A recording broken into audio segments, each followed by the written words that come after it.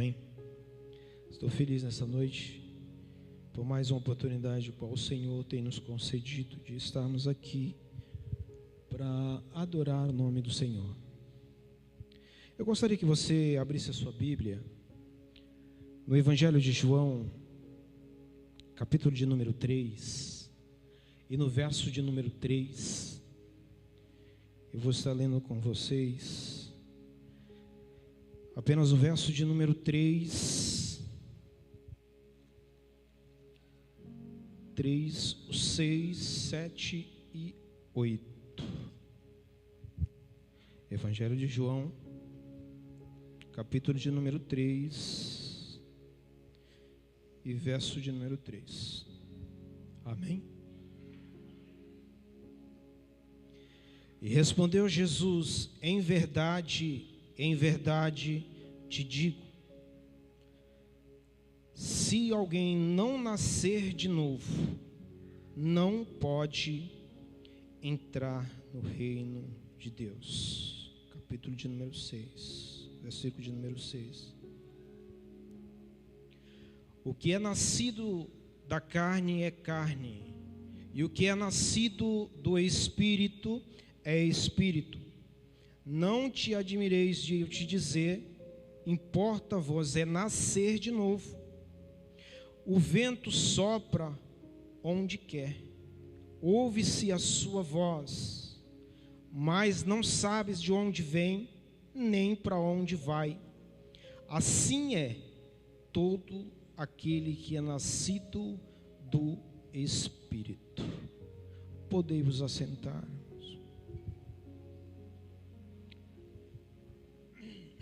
Estou com a garganta um pouco zoada. Esse ar-condicionado não é meu amigo. E é só chegar ali que ele começa forte na minha garganta, começa a ficar irritada. Mas amém. Eu quero que você olhe para o seu irmão e diga para ele assim: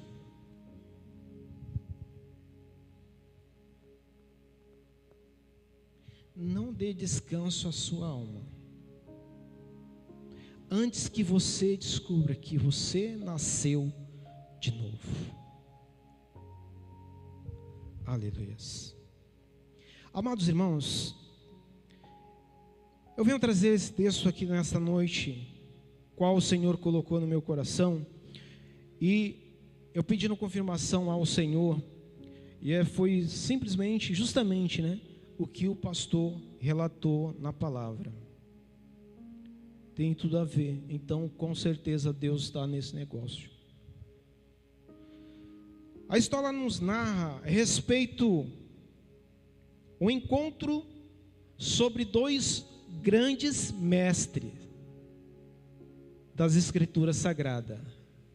Um encontro entre dois mestres extinto, mas mestres. Extintos, mas mestres. De um lado nós sabemos que temos Jesus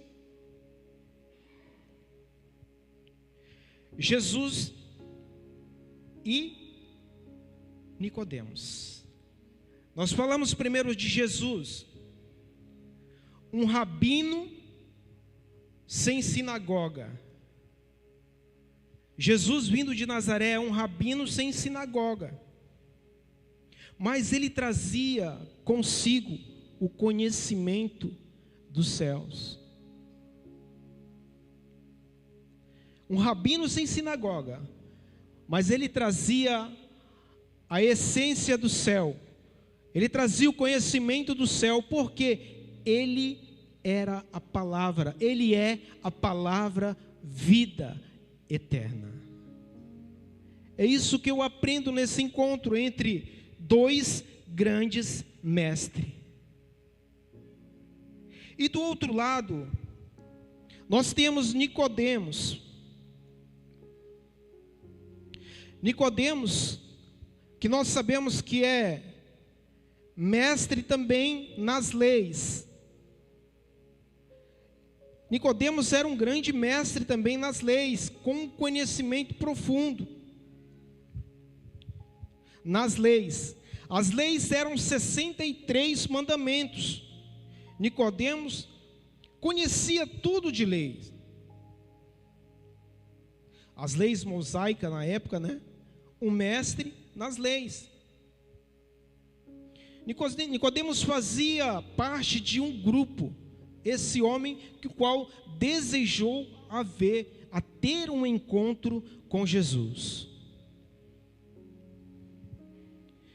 Ele fazia parte de um grupo de 70, que era formado por 71 homens, sendo presidido por um sumo sacerdote.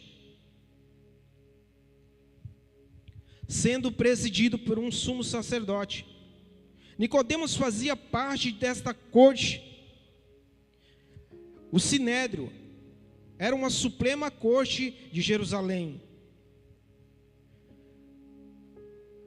Se nós levássemos para os nossos dias de hoje, como se ele fosse o STF dos nossos dias de hoje, né? Supremo Tribunal Federal.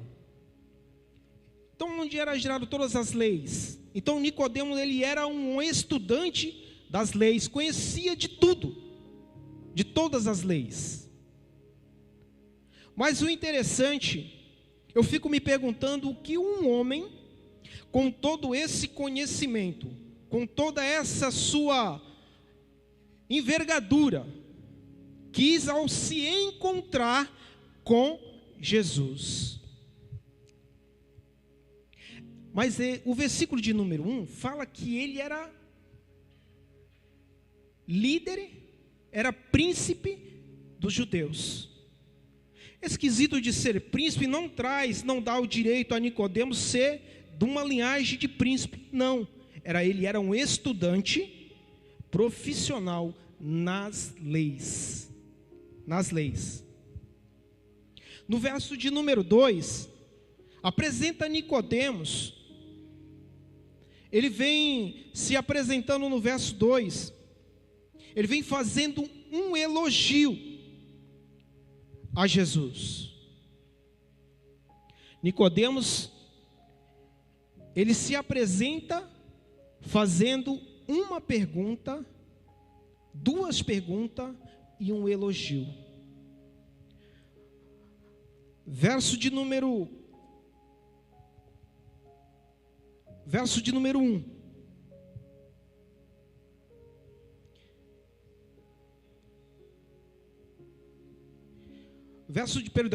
número 2. Ninguém, olha só qual o conhecimento de Nicodemos. Ele vai chegar para Jesus, sabendo do conhecimento de Jesus. Ele chega para Jesus, o elogio de Nicodemos no verso de número 2. Ele vai dizer assim: ninguém pode fazer estes sinais que tu fazes, se Deus não for contigo. Está entendendo? Qual era o interesse de Nicodemos, o que despertou em Nicodemos conhecer a Jesus? Nicodemos conhecia de leis, mas Nicodemos, ele não conhecia nada de milagres. Aleluias. Isso que vem ao nosso entendimento. Ele conhecia tudo de leis, mas não conhecia nada de milagres. Mas Jesus,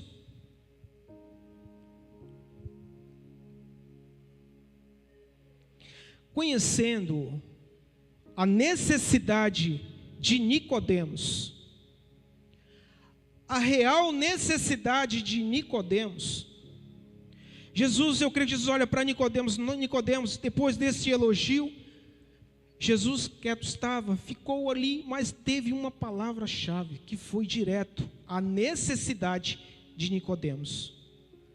Eu imagino Jesus falando a Nicodemos: não precisa você elogiar o meu ego, vamos direto ao que interessa. Se você não nascer de novo, você não pode entrar no céu. Interessante que eu vejo aqui, que Jesus ele não falou sobre um novo nascimento para a mulher cananeia, que vivia ali uma vida emocional deplorável. Jesus também não fala sobre o novo nascimento para Zaqueu, que conseguiu os seus bens de uma forma ilícita. Jesus também não fala sobre o novo nascimento para o ladrão da cruz, que viveu às margens da lei. Mas Jesus vai falar sobre o novo nascimento para um religioso.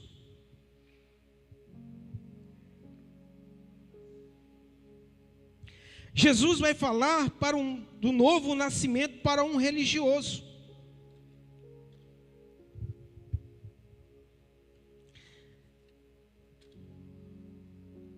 Porque Nicodemos, eu falei que Nicodemos era mestre na lei. Mas Nicodemos, ele tinha também uma outra prerrogativa. Nicodemos, ele era também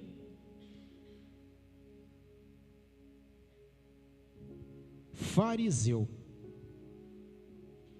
Nicodemos era também fariseu.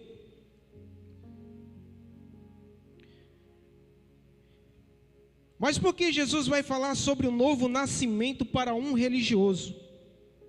Porque a religiosidade foi o que nós ouvimos hoje aqui.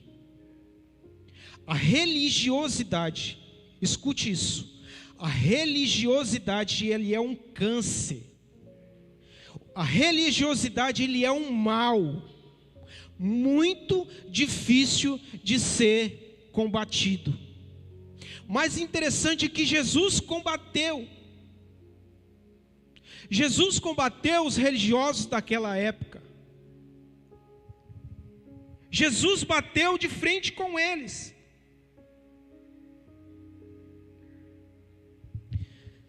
Porque nós sabemos que foram os religiosos que mataram Jesus. Pilatos lavou as mãos. Herodes devolve Jesus sem sentença. Mas o pior de tudo, o pior,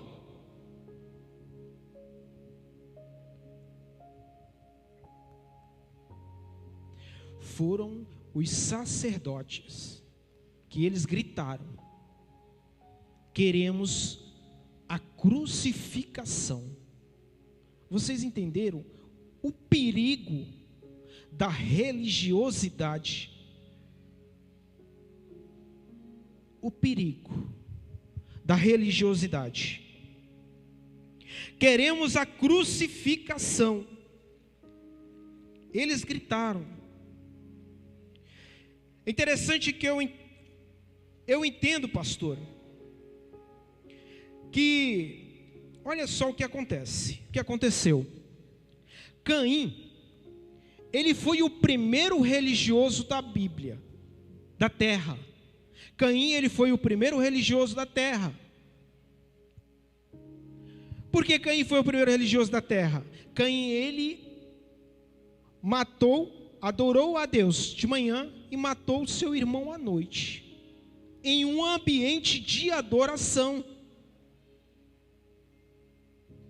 Em um ambiente de adoração. Caim foi o primeiro religioso na terra. Por isso que eu digo, a religiosidade mata. Olha o que está escrito em Mateus 21:13 e 21 e 31. Olha as palavras que Jesus vai falar. Jesus diz assim, Mateus 21:31. A prostituta, ela está mais próxima do céu do que um religioso. O que Jesus está querendo dizer com isso? Preste atenção. A prostituta, sabendo que é pecadora, sabe que precisa ser liberta. E o religioso nem sabe que está perdido. Nem sabe que está perdido. Olha o filho pródigo. Olha a confirmação da palavra. Nem sabe que está perdido. É muito forte isso. É muito forte.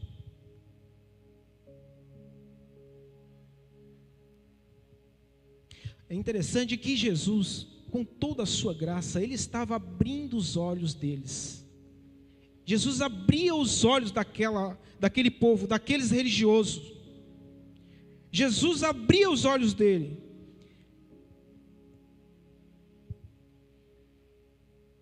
Jesus estava falando: eu sou mais um pecador arrependido do que um religioso, do que um falso religioso. Eu sou mais um pecador arrependido do que um falso religioso que não reconhece que está perdido. Jesus, ele abriu os olhos deles. Jesus olha para Nicodemos e diz: Nicodemos, você precisa nascer de novo.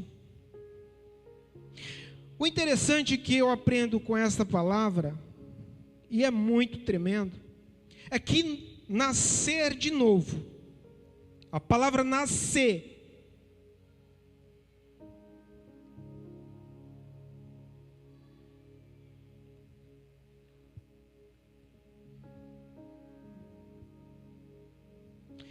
a palavra nascer de novo, o que vem ao nosso entendimento, ao meu entendimento, que na hora do nascimento, preste atenção nessa palavra, na hora do nascimento,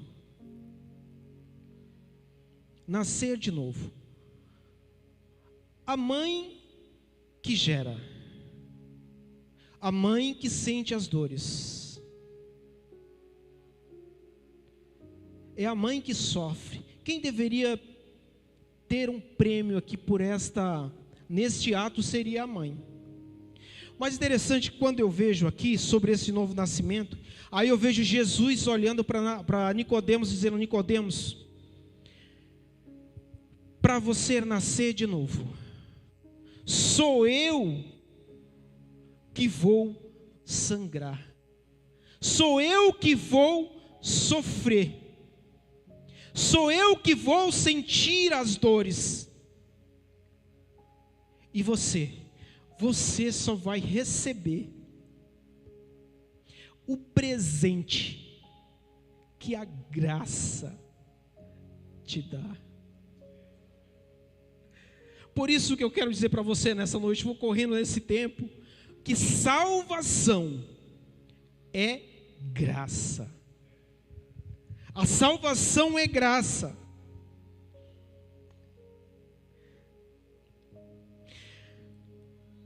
Mas eu vou falar sobre os fariseus, o fariseísmo na época de Jesus.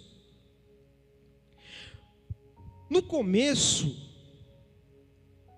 os relatos falam que foi bom, mas depois, os fariseus começaram a criar leis secundárias, que eles mesmos não conseguiam se sustentar diante daquilo que eles criavam.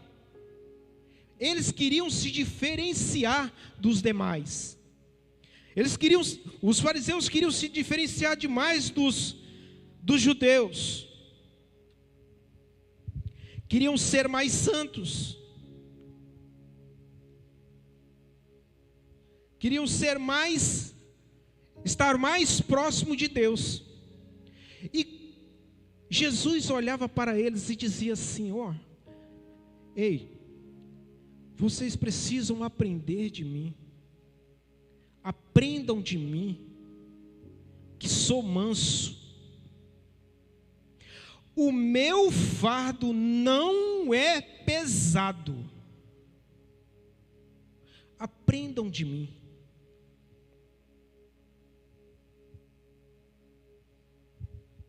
Jesus vai olhar para eles, percebendo o que está no coração deles, da hipocrisia, que eles se achavam mais santo do que os demais judeus.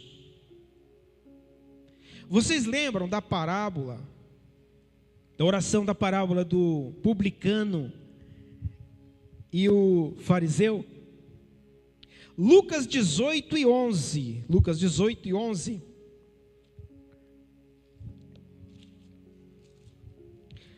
Olha só, Lucas 18:11. Diz assim: o fariseu, posto em pé, orava-se para si mesmo desta forma: ó Deus, graças dou porque não sou como os demais homens.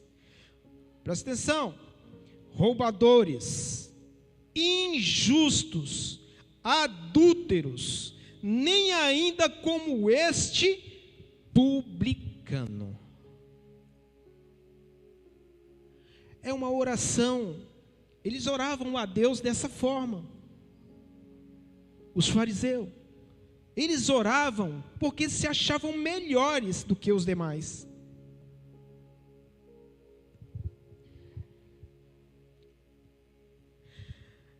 E Deus, com toda a sua bondade, Jesus com toda a sua simplicidade, com todo o seu amor, a sua graça, tentava de várias maneiras, de várias formas, pregar, levar até o coração deles o verdadeiro importância do Evangelho, o que seria nascer de novo.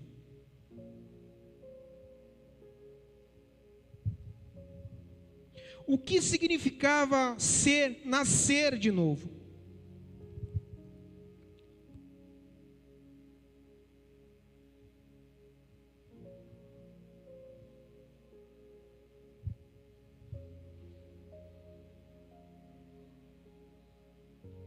Aleluia.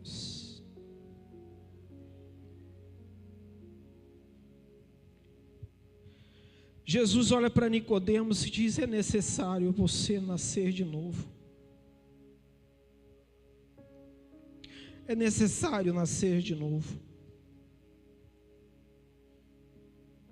Porque se você tem o conhecimento, Nicodemos, do que significa o nascimento, nascer de novo?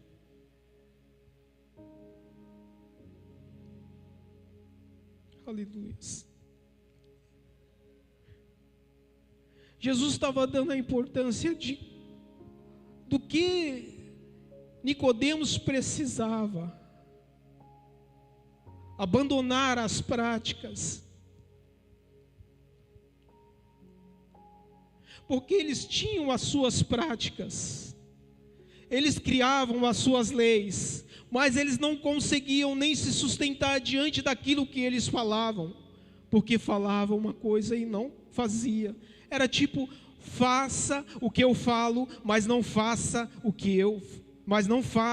que eu faço.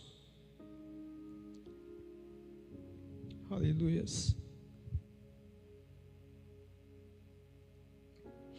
E Jesus, com toda a sua graça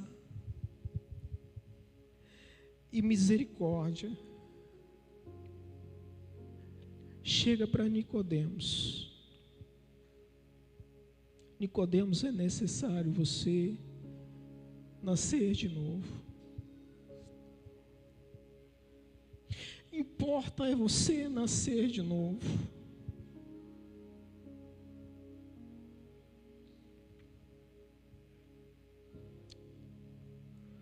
Mas para nascer de novo, Nicodemos, eu vou morrer, eu vou ser chicoteado, eu vou ser cuspido, eu vou ser arrastado, mas tu vai receber um presente, a graça. Você vai receber de graça a salvação. Isaías 53, olha o que diz Isaías 53. Aleluia. Eu sinto a presença do Senhor neste lugar. Aleluia. Isaías 53.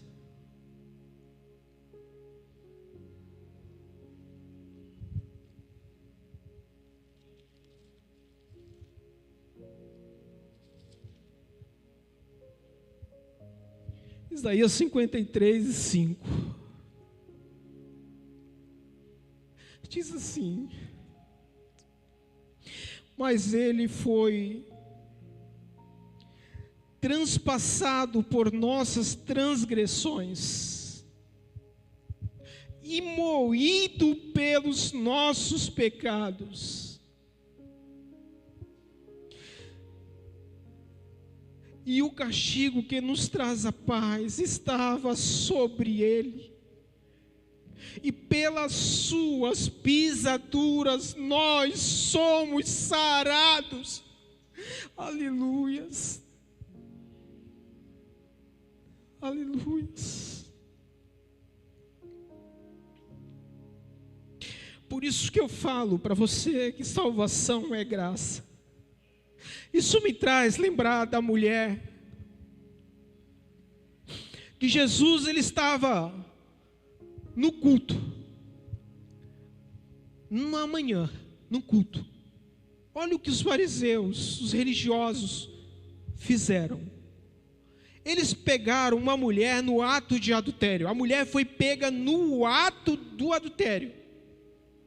Trouxeram a mulher arrastada pela cidade e colocaram aos pés de Jesus para ser julgada. Para ser julgada. Aí eu imagino Jesus olhando para eles.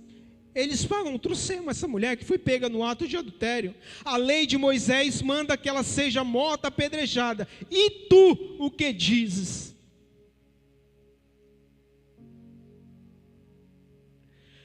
A Bíblia diz que Jesus baixou a cabeça.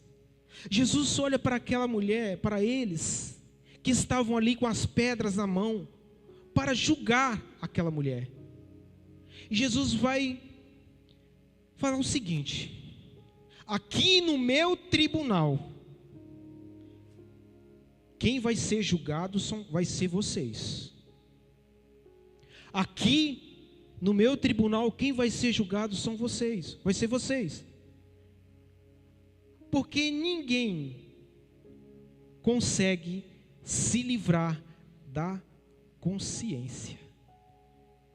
Isso Jesus faz lembrar a eles que eles também são pecadores. A consciência. Jesus vai direto, como sempre, como ele é, sem meia volta, Lamartine. É direto. Quem não tem pecado, atire a primeira pedra. E a Bíblia diz que eles se retiraram, foram embora. Olha a graça. A Bíblia diz que eles foram embora. Eles trouxeram consigo as pedras. Eles não trouxeram as pedras? Eles não deixaram as pedras ali no chão? A Bíblia diz que desde o menor até o maior, foram todos embora.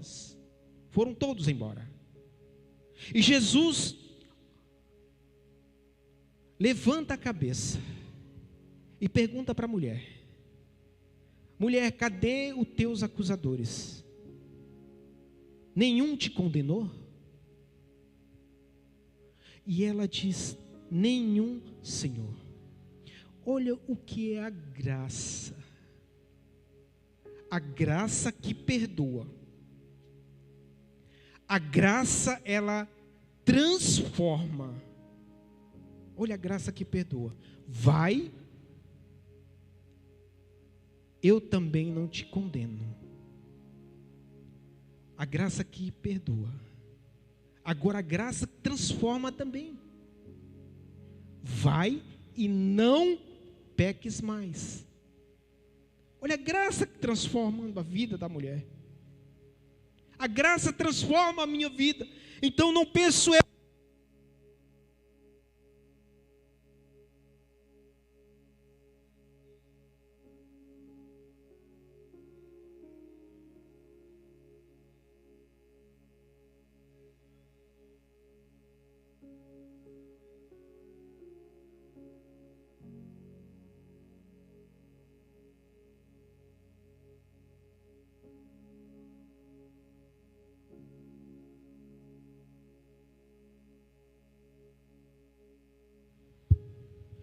Numa posição melhor do que ninguém.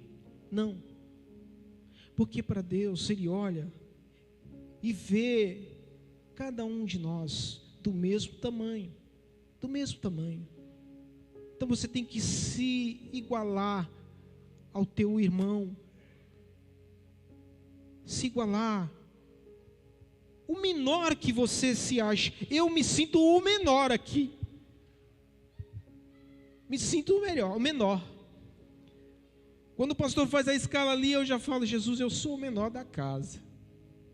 Mas o Senhor tem misericórdia de mim, porque o Senhor teve misericórdia de Davi, que ele era o menor da casa. Então eu estou contigo, Senhor. Eu estou contigo. A Bíblia diz que a mulher voltou, saiu, foi embora. Ela recebeu o perdão. Ela alcançou a graça do Senhor. Interessante que ela saiu dali. As pedras ficaram no chão. Eles deixaram as pedras no chão. Ela passou por cima daquelas pedras. Então uma coisa aprenda. Aprenda uma coisa. Que pode ter se levantado quem quiser se levantar contra você. Com pedras. Atirar em você, arrastar a você, a tua moral, atirar pedra em você, as piores pedras, as piores palavras.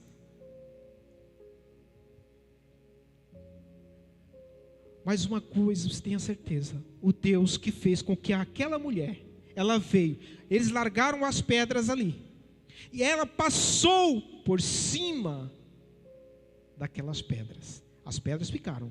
E Jesus o abençoou. Jesus deu a graça a ela. Mostrou para ela que a graça transforma. A graça liberta. Ela deixaram as pedras ali. Ela passou por cima daqueles que vieram. Daquele jugo que qual eles estavam trazendo até os pés de Cristo. Então você nessa noite,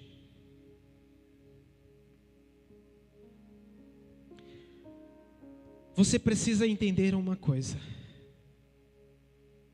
que você vive a cada respirar teu, é a graça do Senhor. É a graça do Senhor que tem se estabelecido sobre a tua vida. Sobre a tua vida. Que o Senhor possa te abençoar nessa noite. Que você possa realmente ter um verdadeiro encontro com Deus. Porque Nicodemos, ele aprendeu. Porque mais tarde, em outros versículos, após a morte de Jesus, Nicodemos, ele se apresenta, ele e José de Arimateia, cuidando do corpo do mestre. Do mestre. Os demais você não ouve, não vê citado na Bíblia, isso. Mas Nicodemos e José de Arimateia são eles que cuidam do corpo de Jesus. Então, é necessário nascer de novo. É necessário nascer de novo. Para encerrar,